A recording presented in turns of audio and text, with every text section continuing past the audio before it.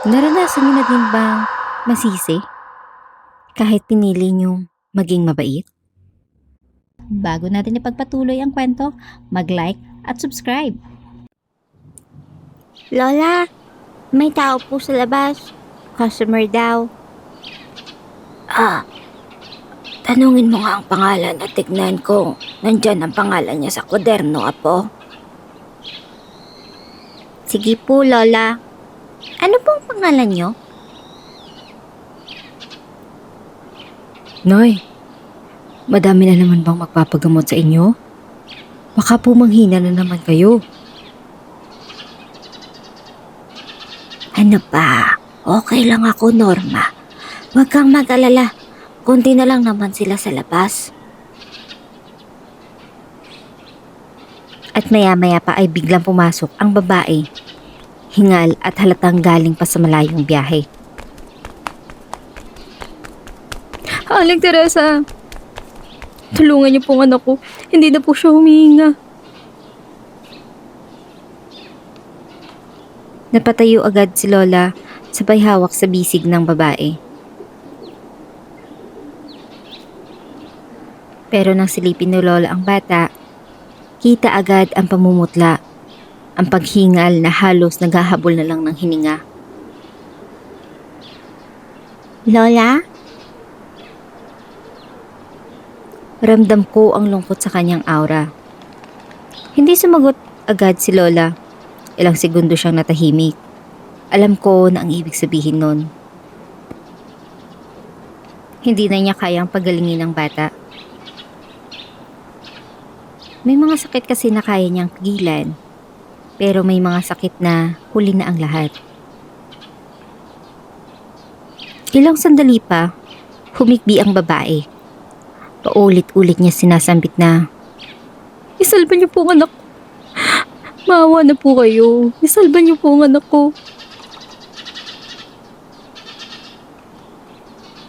Nang tuluyan ng tumigil ang paghinga ng bata, tumingala ang babae kay Lola. At kitang-kita sa kanyang mga mata ang pagkamuhi at galit. "Kasalanan mo to. Hindi mo niligtas ang anak ko." Ginawa ko ng lahat. Hindi ako ang Diyos. Pero hindi nakinig ang babae. Tumalikod siya pero bago lumabas ng pintuan ay binigyan niya kami ng babala. "Babalikan ko kayo. Tandaan niyo yan." Isang linggo matapos ang insidente, habang nasabayan kami ni Lola para bumili ng bigas, saka ko napansin ang babaeng iyon na nakaupo sa karinderyang kilala sa Pansit Molo. Nakatingin siya kay Lola, pero hindi yung tingin na parang galit. Para bang may binabalak siya. Maya-maya pa'y lumapit siya sa amin. "Ay kayo po pala. Pasensya na po sa nagawa ko noon ha. Nagdilim lang po kasi yung isip ko. Tsaka sana mapagbigyan niyo ako na makabawi sa inyo. Kahit sa pagkain lang po." Tumingin ako kay Lola. Nag-aalangan. Ay, hindi na. "Hindi. Pabaon ko na lang para naman magkagaanan tayo ng loob."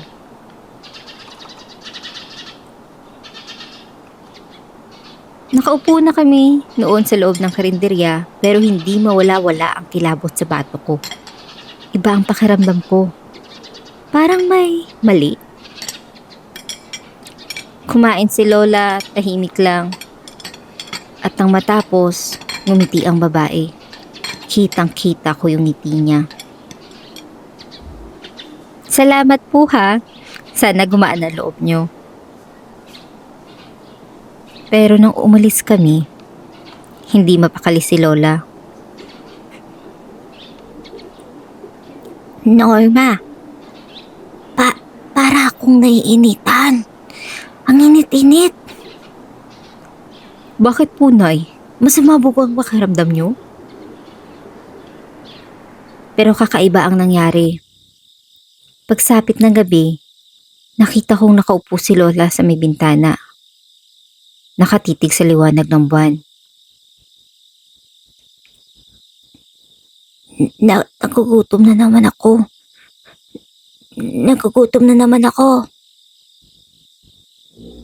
Lola, okay ka lang po? Gusto mo po kuhaan kita ng pagkain?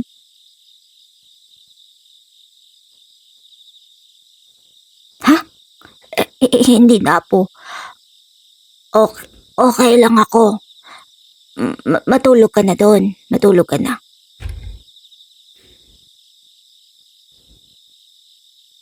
Kinabukasan wala na siya sa higaan niya.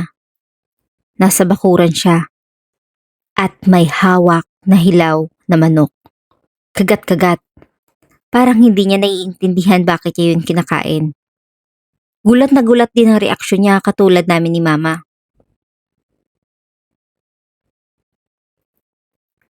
Ilang linggo pa ang lumipas bago namin natuklasan ang totoo. Hindi ordinaryong pagkain ang pinakain ng babae kay Lola. Sa tingin namin, nilagyan niya yun ng gayuma o anumang bagay para maging aswang si Lola. At bagamat lumayo si Lola para hindi kami masaktan, binabantayan niya pa rin kami. Naririnig pa rin namin siya sa bubong tuwing gabi. At kahit aswang siya, hindi siya kailanman kumain ng tao. At tanging ang mga ligaw na hayop lang sa kagubatan. Pero alam kong hindi matatapos ang kwentong ito doon dahil ang babaeng iyon hindi pa tapos sa mga plano niya. Pagkalipas ng ilang linggo, akala namin unti-unti nang nakakakayanan ni Lola ang bagong kondisyon niya. Hindi na siya bumabalik sa bahay. Pero tuwing madaling araw, may naririnig kaming mahinang yabag sa bubong. Hindi kami natatakot dahil alam naming si Lola yon. Pero isang umaga, habang nagtitimpla ako ng gatas at kape ni Mama, may kumatok ng malakas sa pinto.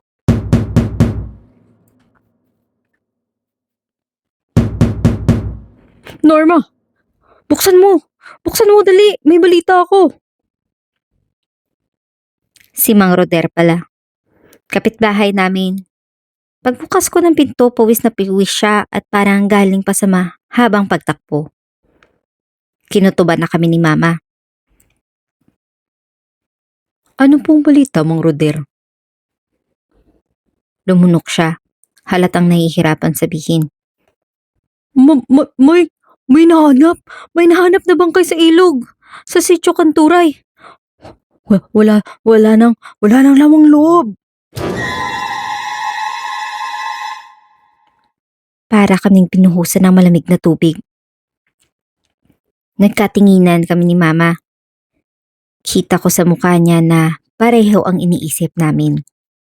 Maya-maya pa'y umalis si Mang Roder para ibalita sa katabing bahay.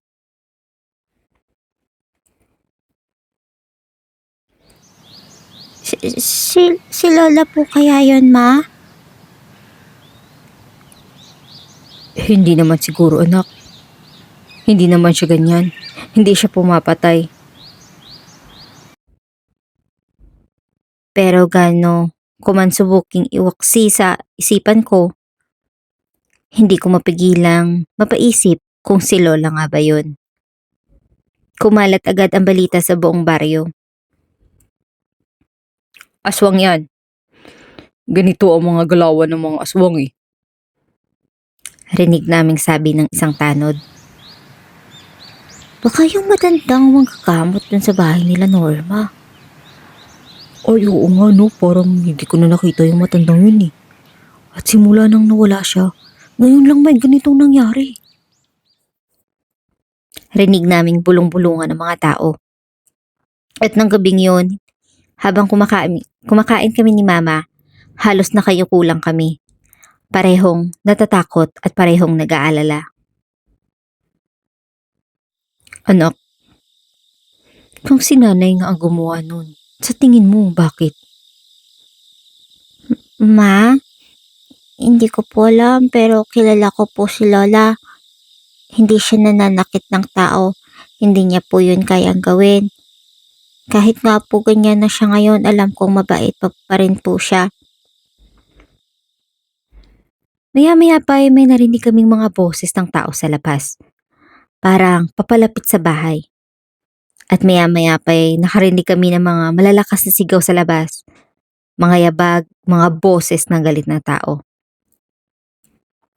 Lumabas kayo dyan! Ilabas niyong matanda! Ilabas niyong aswang! Nagkatinginan kami ni Mama. Ako pa ang unang tumakbo sa bintana at pagtingin ko may mga 10 tao sa labas. May dalang itak at sulo. At ang nangunguna sa kanila, yung ali na namatayan ng anak. Nakatitig siya sa bahay namin at nakangiti na parang nanunuya. Norma! Alam namin na yung nanay mo ang pumatay sa taong nakita sa ilog. Ilabas mo siya! Naglakad si Mama papunta sa pinto, nanginginig pero matapang pa rin ang boses niya. Hindi totoo yan. Hindi gagawin ng nanay ko yun. Huwag mo kaming lokohin. Kitang-kita ko siya. Humakbang siya halos pumasok na sa bakuran namin. Nung gabing namatay ang anak ko, may nakita akong anino sa bubog nyo. May pangil, may pakpak. Alam ko, aswang ang nanay mo. At alam kong pinatay niya din ang anak ko. Hindi po totoo yan. Hindi po totoo yan. Hindi. Yun lang yung nasambit ko. Bakit naman niya gagawin yun? Lahat nga ginawa niya para tulungan ka. Dahil kinulam yung anak ko. Oh, baka naman pinalitan nyo. Hindi siya aswang. Lumapit ang isa pang lalaki at sumigaw. Ilabas niyo si Aling Teresa bago kami pang maghanap ng sarili naming paraan. Tinapunan ako ni Mama ng tingin. Takot pero may halong lungkot. Anak, anong gagawin natin? Hindi ko alam ang isasagot ko sa kanya. Hanggang sa may marinig kaming mahina at papalakas na pagaspas ng pakpak at mabilis na hangin na dumaan sa amin. May mga kumakaluskos, may gumapang at sabay-sabay kaming napatingala.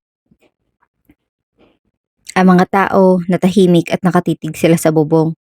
At doon ko naramdaman na narito na si Lola. At hindi ko alam kung para protektahan kami o para ipagtanggol ang sarili niya. Pero ang alam ko lang, alam kong ligtas kami. Nang marinig ng mga tao ang kalusko sa bubong, sabay-sabay silang umatras. May ilan na nagtakbuhan, papalayo. May nadapa, may tumili. Pero isang tao lang ang hindi umalis. Ang alay na namatayan ng anak. Nakatayo lang siya sa gitna ng bakuran, nakatitig sa bubong kung saan nakasilip ang mapupulang mata ni Lola. Dumating ka din. Akala ko magtatago ka lang. Bumaba si Lola mula sa bubong. Hindi ko kasalanan ng lahat. Hindi ko kasalanan ng nangyari sa anak mo. Ginawa kong lahat, alam mo yan. Hindi mo ginawa ang lahat. Dahil kung ginawa mo ang lahat, sana buhay pa siya ngayon. Kaya magdudusa kayo ng pamilya mo. Sinumpa mo ko. At ngayon, kasalanan ko pa rin ang lahat? Hindi ko alam. Hindi pa ba sapat ito? Hindi pa ba sapat ang ginawa mo para balikan ang pamilya ko? Kung hindi ka nagpagaling sa anak ko, hindi siya mamamatay. At hindi pa tayo tapos, Teresa. Yung pamilya mo, sila ang susunod ko. Sa puntong iyon, biglang umihip ng malakas ang hangin at dahan-dahan kaming napapikit. Pagdilat namin, wala na si Lola o kahit yung babae. Ilang araw lang ang nakalipas at may isa na namang balita. May natagpuang patay na babae sa may bukirin. Wala ring lamang loob, parehas na parehas sa una. At gaya ng inaasahan, si Lola na naman ang pinagbintangan. Ang mga tao halos mag-alsa balutan na, "Diba sabi ko sa'yo, aswang yun eh. Aswang talaga yun. Papatayin tayo niyan pag nagutom na." Rinig kong sabi ng isang babae. Pero kami, alam namin, hindi yun gawa ni Lola. At sa unang gabi na medyo ligtas ang paligid, bumalik si Lola suot pa rin ang lumang duster na halos mapunit na. Anak, anak, hindi ako ang pumapatay. Siya yun. Yung babaeng namatayan. Ho? Siyang gumagawa nun? Aswang din siya. Pero kumakain siya ng lamang loob ng tao. Isang gabing tahimik na kumatok si Lola sa bintana. May kailangan akong kausapin. Si Nardo, yung tanod natin, alam kong matutulungan niya kami. Si Nardo ay kapitbahay naming matagal lang nakakasama ng pamilya. Siya din yung nagsabi na gawa ng aswang ang patayan. Pumunta si Lola sa kubo ng tanod na si Nardo at narinig ko ang mahinang usapan nila mula sa bintana.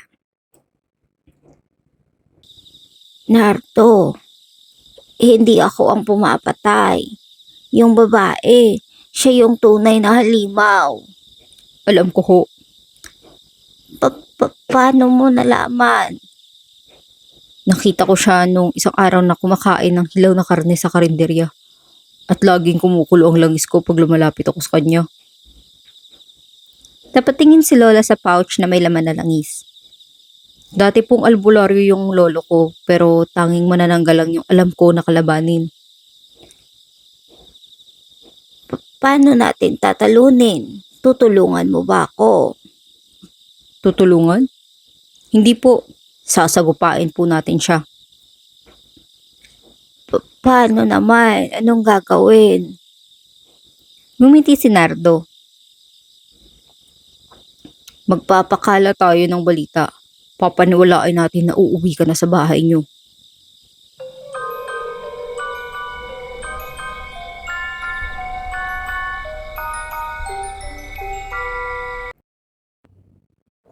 Mabilis kumalat ang balitang uuwi na raw si Lola Teresa sa bahay.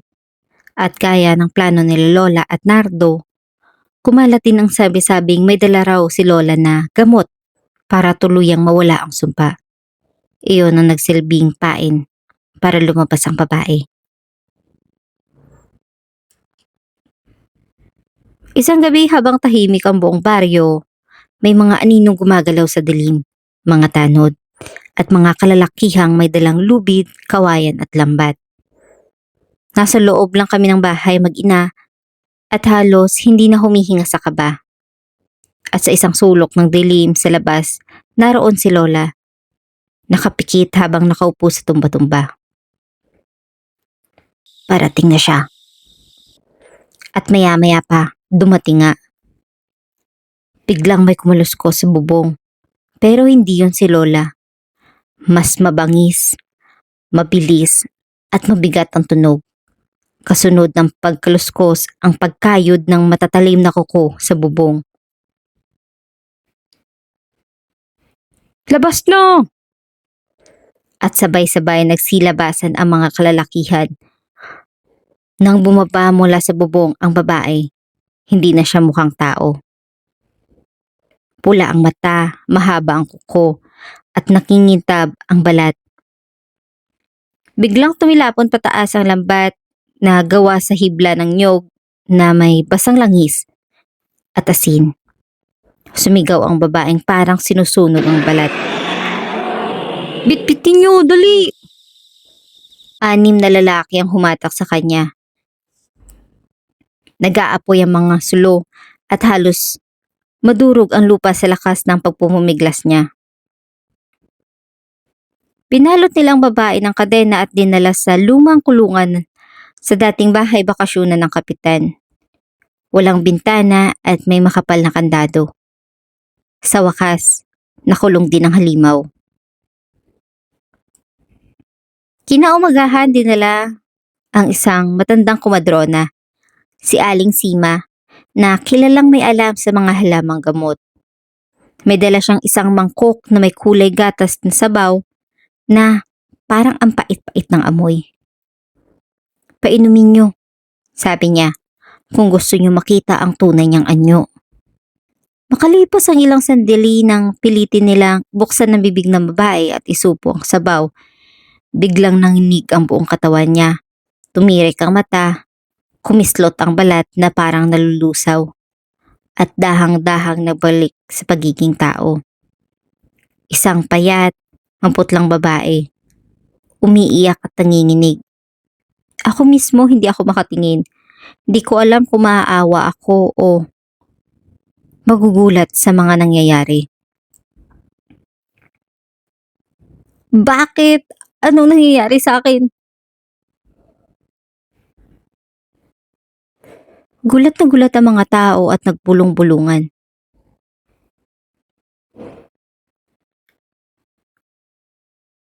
Hinayaan nilang babae hanggang hapon. Maya-maya pa'y paggabi na. Kapag sumapit ang dilim, babalik ang anyo niya. At yun din ang hinihintay ng buong baryo. Paglubog ng araw nang kumalma na ang paligid, biglang nagsimulang mamula ang mata ng babae sa loob ng kulungan. Umangat ang likod niya, bumuka ang balat, kumalat ang malalalim na sugat. Maya-maya pa'y nagpalit anyo na siya. Isa na naman siyang aswang. At yun, ang hudyat nila. "Ngayon na!" sigaw ng isang lalaki. Maya-maya pa'y binuhusan nila ng langis at asin ang buong selda. Tinakpan ng pinatulis na kawayan at sabay-sabay sinindihan. Sumigaw ang babae. Hindi tao, hindi hayop. Pero ito ay isang malakas na angil. Maya-maya pa'y naging abo ito hanggang wala nang natira. Natapos din ang bangungot at ang buong baryo'y napanatag muli. At habang nagsasaya ang mga tao, habang sinasabing tapos na ang aswang sa baryong ito, hindi nila napapansin ang isang aninong nagmamasid mula sa dulo ng kakahuyan. Doon nakatayo si Lola, tahimik at malungkot, at hawak ang dibdib na tila nabibiyak. Nalulungkot siya sa isiping hindi na makakabalik pa sa normal na pamumuhay.